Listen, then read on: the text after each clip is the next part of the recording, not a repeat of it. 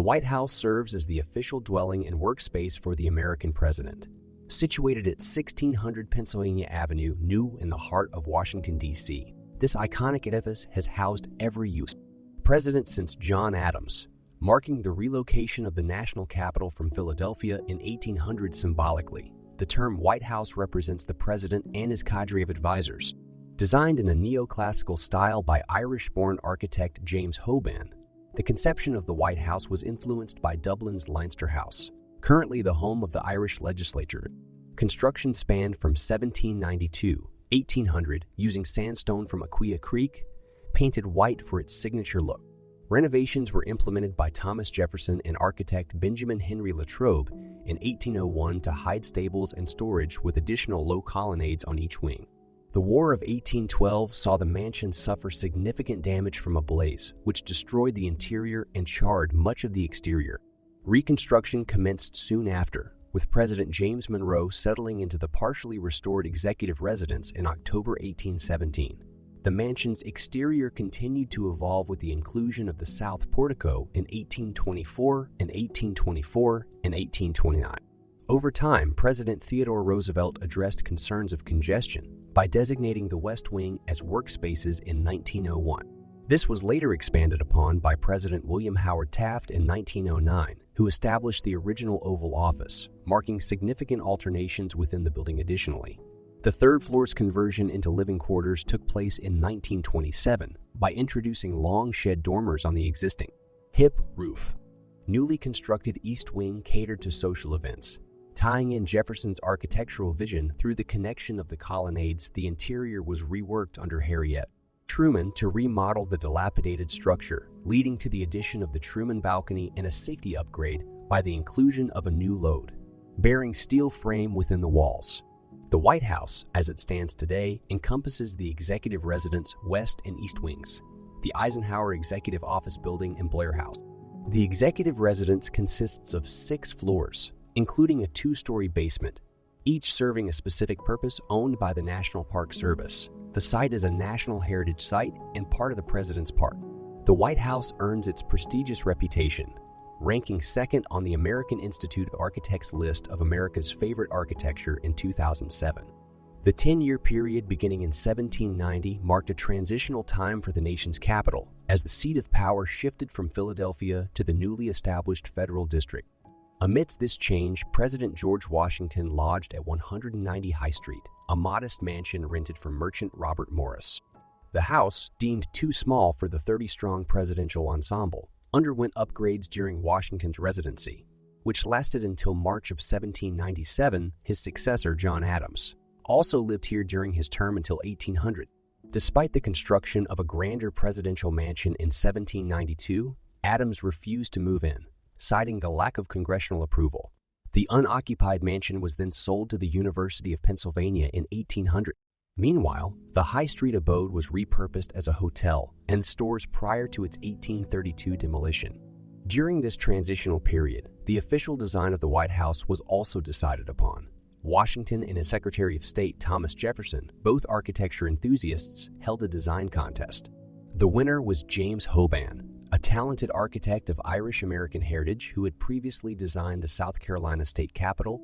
He based the design of the White House on Roman and Venetian architectural principles with significant influence from Dublin's Leinster House and several Georgian-era Irish country homes. Hoban's neoclassical design set the standard for the building that is recognized globally today as the symbol of presidential authority. On November 1, 1800, Adams made history by being the first president to take residence in the White House, marking the end of Philadelphia's era as the U.S. capital and officially making Washington, D.C. the nation's seat of power.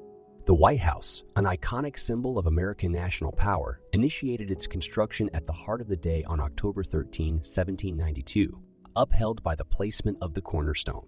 This monumental edifice was largely a labor of free and enslaved African Americans as well as Europeans, underscoring the diverse choreography of hands involved in its creation. A melange of immigrants who were yet to be sworn in as citizens also contributed heavily to the making of this grandeur, with Scottish immigrants playing a pivotal role in the construction of the building's sandstone walls. Other noteworthy elements include the vibrant relief rose and garland decorations above the primary access point from the north and the intricate fish-scale design adorning the pediments of the window hoods. There exists a certain level of ambiguity regarding the origin of the sandstone used in the construction of the White House. Some accounts align with the claim that the sandstone was sourced from the Croatian island of Brač, specifically from the Pusiska quarry, famed for being instrumental in the construction of the ancient Diocletian's palace. In split contrary to this, research asserts that it was not in the original construction but the 1902 renovations where limestone from the island was utilized. Alternatively, it is postulated that the original sandstone was procured from Aquia Creek in Stafford County, Virginia, as importing the stone would have been an extravagant affair. The inaugural development of this house of governance spanned 8 years at an approximated price of $23,237,183, a figure that amounts to around $4,007,000 in 2022. By November 1, 1800, the partly completed White House was all set to be inhabited. The intended grandeur of a palatial structure was scaled down due to foreseeable difficulties concerning the availability of raw materials and labor. The blueprint by Pierre Charles L. Font, visualizing a house 5 times larger than the one eventually built, was truncated to just 2 main floors instead of 3, with bricks being chosen as a more economical choice to line the stone facades of. The porous sandstone assemblage was given a whitewashed finish, using a concoction of lime, rice glue, casein, and lead, thereby bestowing upon it its familiar hue, and thereby the name. The north facade houses the main entrance under an imposing porticosure marked by Ionic columns. The subsequent design additions in the 19th century gave it its iconic look, with the neoclassical architecture blending with Palladian elements to the southern facade.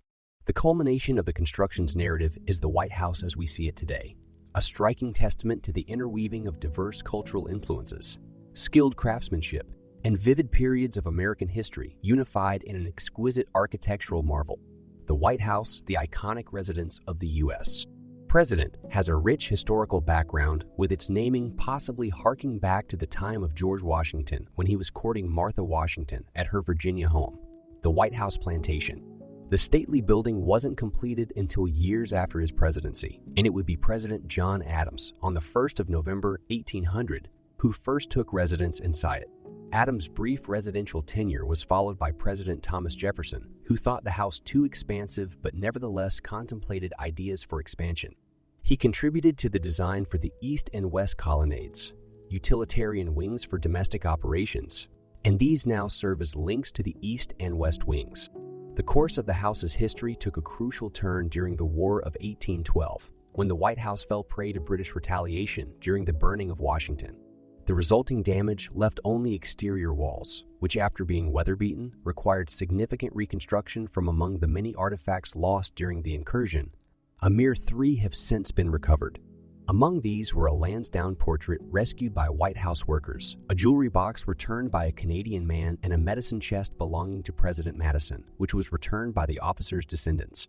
Post the burning, President James Madison shifted residences twice while the White House was being rehabilitated under the supervision of Hoban and Latrobe. This reconstruction, between 1815 and 1817, saw the addition of the South Portico during President James Monroe's tenure in 1824 and the North Portico in 1830, respectively. The design for the porticos is a topic of debate, though. It is believed to be influenced by an elliptical portico at the Château de Rastignac in France. Italian artisans, originally in Washington for the U.S. Capitol's construction, created the decorative stonework on both porticos. As the American Civil War period unfolded, the White House was bursting at the seams and situated amidst a canal and swampland, a perfect breeding ground for illnesses like malaria. Charged with addressing this issue, Brigadier General Nathaniel Michler suggested relocating the president's residence, even designing a grand estate at Meridian Hill, Washington, D.C. However, Congress did not favor this proposal. An alternate solution proposed was Metropolis View, now home to the Catholic University of America. In 1881, Chester A.A. Arthur initiated a series of White House renovations once the recent widow Lucretia Garfield moved, meticulously supervising the work and incorporating his own ideas.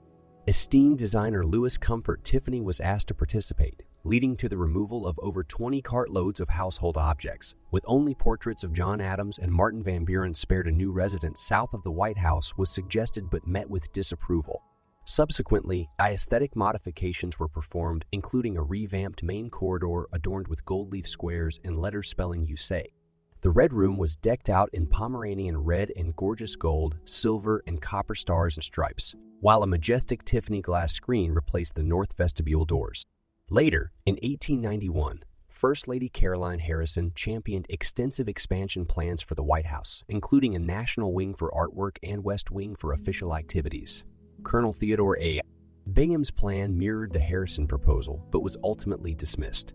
A decade later, Theodore Roosevelt enlisted the services of McKim Meady White for renovations, reinstating a more compatible neoclassical flair and eliminating the Tiffany screen along with all Victorian modification. This project, orchestrated by Charles McKim, enhanced the living space for the president's large family and relocated the executive office staff into the new West Wing. When William Howard Taft assumed office, he collaborated with architect Nathan C. Wyeth to increase the West Wing size and inaugurate the Oval Office. In 1925, Congress allowed the White House to receive gifts of furniture and artworks. A fire broke out in the West Wing on Christmas Eve, 1929, but President Herbert Hoover and staff moved back in by April 1930. In the 1930s, a second level was added, including a larger cellar for White House personnel, leading President Franklin Roosevelt to shift the Oval Office to its current position alongside the Rose Garden. The White House underwent significant renovations when the Trumans occupied it, adding central air conditioning and 2 additional sub-basements for storage and shelter. This complex restoration project returned the historic structure to its former glory despite significant damage.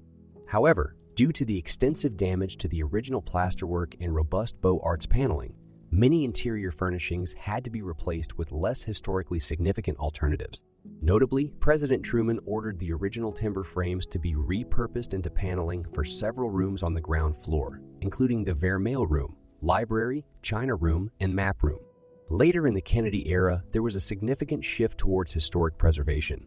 Mrs. Jacqueline Kennedy led an extensive, history-driven redecoration of the White House with the help of Henry Francis DuPont of the Winterthur Museum. With a strong focus on collecting artifacts, the house received generous donations of antiques, paintings, and improvements from affluent philanthropists. Mrs. Kennedy also hired Stéphane Bodin, a renowned interior designer from the prestigious Parisian firm House of Jane St. Each room was thoughtfully designed to reflect a particular period in early American and world history, from the Federal style in the Green Room to the Victorian style in the President's Study, now rechristened the Treaty Room. Antique furniture was sourced and period, appropriate fabric and trim installed, resulting in a grander, authentically historic White House that resonated with the aesthetic tastes of former presidents like Madison and Monroe. A particular highlight of the Kennedy restoration was the installation of a historic Vue de l'Amérique Nord wallpaper from 1834 in the diplomatic reception room, a rescued treasure from a recently demolished mansion. This comprehensive restoration project was financed in part by the sales from the first White House guidebook, authored under Mrs. Kennedy's direct supervision. Mrs. Kennedy revealed this grand restoration to the public in a televised tour of the refurbished White House on Valentine's Day in 1962. The White House, a significant historical landmark, continuously undergoes transformations guided by a congressionally authorized committee. Each first family, with the assistance of a designated curator and chief usher, put forward changes to enhance this iconic structure. During Nixon's era, 1969-1974, First Lady Pat Nixon, in collaboration with curator Clement Conger, rejuvenated the green, blue, and red rooms, bringing an unparalleled collection of over 600 artifacts. The Nixon administration expanded the structure's amenities, from crafting a modern press briefing room over Roosevelt's former pool to installing a bowling alley in the basement. The introduction of computers and the first laser printer were marked during Carter's presidency. However, the Reagan administration truly embraced the digital age, significantly expanding computer use within the House. A noteworthy but brief innovation during Carter's term was the installation of solar roof panels, which were later removed by Reagan. However, Reagan's term also saw a restructuring of the private family quarters and regular maintenance of public spaces in 1988. The White House received official recognition as a museum. The Clintons in the 1990s oversaw refurbishments in numerous rooms with help from Arkansas decorator Khaki Hockersmith. First Lady Laura Bush continued this trend, refurbishing the Lincoln bedroom in a style appropriate to Lincoln's era, along with refurbishing the green room, cabinet room, and theater. The White House has also progressed in terms of accessibility. First modifications were made during Franklin D. Roosevelt's presidency, making it one of the first wheelchair-accessible government buildings in Washington, D.C. In the 1990s, Hillary Clinton approved a ramps addition in the East Wing corridor, easing wheelchair access for public tours and special events. In terms of sustainable innovations, the Bush administration reinstalled solar thermal heaters in 2003, utilized for landscape maintenance and heating the presidential pool and spa. Solar panels were revisited during Obama's presidency, making it the first time the president's quarters were solar-powered despite these significant changes. The White House preferred to keep these updates as internal matters, with only a few trade journals covering those stories. At the heart of everything sits the original residence, intimately connected to the east and west wings through two colonnades, masterfully crafted by Jefferson. This executive residence is more than just home to the president. It's a stage for vital ceremonies and official entertaining. Each room inside the state floor narrates a different tale, from the stately elegance of the East Room, Green Room, Blue Room, Red Room, State Dining Room, and Family Dining Room to the welcoming grandeur of the Cross Hall, Entrance Hall, and the Grand Staircase. The ground floor, like a cultural trove, houses the Diplomatic Reception Room, Map Room, China Room, Vermeil Room, and the library, as well as a prolific kitchen and various other offices. The family residence on the second floor houses lavishly decorated rooms such as the Yellow Oval Room, East and West Sitting Halls, the White House Master Bedroom, President's Dining Room, the Treaty Room, Lincoln Bedroom, and Queen's Bedroom. The third floor is more casual with a sun-soaked solarium, game room, linen room, and a diet kitchen, an area earmarked for President George W. Bush's workout routines. The West Wing, acclaimed globally, is the bustling hub of presidential activity, hosting the Oval Office and spaces for the senior staff. This includes the Cabinet Room, which has served as a platform for various crucial meetings. The James S. Brady Press Briefing Room and the Roosevelt Room have also seen their fair share of historically significant events. Transforming with the times, the West Wing also underwent an 11-month revamp in 2007 and a 2-year subterranean construction project in 2010. Some staff members reside in the neighboring Eisenhower Executive Office Building, which saw a name change in 1999 from the old Executive Office Building. The East Wing was a strategic addition in 1942, owed to the demand for additional office spaces and the need to conceal the construction of a secret underground bunker, known now as the Presidential Emergency Operations Center. First Lady Rosalind Carter was instrumental in establishing her office in the East Wing in 1977. Sitting comfortably on just over 18 acres, the White House and its grounds are an intricate blend of architecture and nature. Thomas Jefferson's love for horticulture can be seen in the beautiful arrangements that adorn the north and south lawns of the house, while the west side saw a series of expanding greenhouses up until the current West Wing was introduced. The property's evolution over centuries is as rich and intricate as the nation's history itself. During an intense flood storm over the weekend of June 23, 2006, an ancient American elm that aged over a century collapsed. Centuries-old magnolia trees, including the notable Jackson magnolia, were among the longest-standing trees in the vicinity. This particular tree, grown from a sprout nurtured by Andrew Jackson from his late wife's beloved tree, stood for over 2 centuries, till 2017. Its increasing frailty resulted in its removal and subsequent replacement with one of its progeny. Helping shift the White House towards sustainability, Michelle Obama pioneered the establishment of the first organic garden and beehive set on the South Lawn. These greener initiatives furnished organic produce and honey for both the first family and state dinners in 2020. First Lady Melania Trump put her stamp on the Rose Garden with a redesign. From its inception, the White House, influenced by English and Irish country homes, was accessible to the public, a practice that extended into the early 20th century. The tradition of public access was inaugurated by President Thomas Jefferson during his second term in 1805.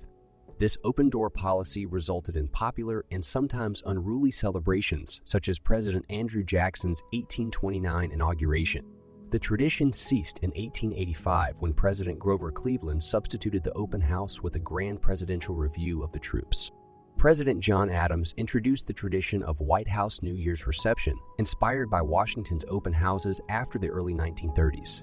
These receptions ended but were briefly reintroduced by President Bill Clinton in his first term.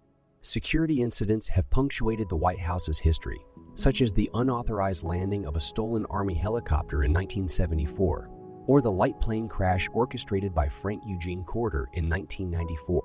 The latter incident terminated Corder's life. Instantly, Academy enhancement followed these events. Raised security on Capitol airspace led to an evacuation in 2005 and interception of unauthorized violations in 2023.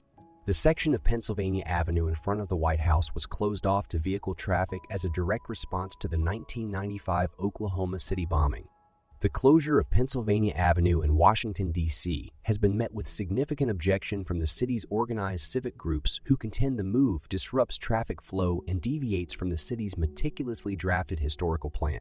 They further state that, security-wise, the White House stands considerably further from the street compared to other security-sensitive federal buildings. Before the addition of the fenced territory, the pavement was used as a waiting area for the daily public tours of the White House. After the incidents of 9/11, however, these tours were temporarily halted.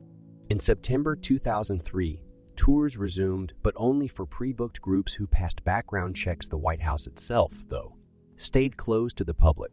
As a result of budgetary limitations, most of 2013 saw a pause in White House tours due to sequestration. It was not until November 2013 that the White House was again accessible to the public. The White House complex's security is the responsibility of the United States Secret Service and the United States Park Police. The presidential inauguration in 2005 saw the use of NASAM's Norwegian Advanced Surface-to-Air Missile System units patrolling Washington, D.C. These units have continued to safeguard the president and all airspace surrounding the White House, where aircraft are strictly prohibited.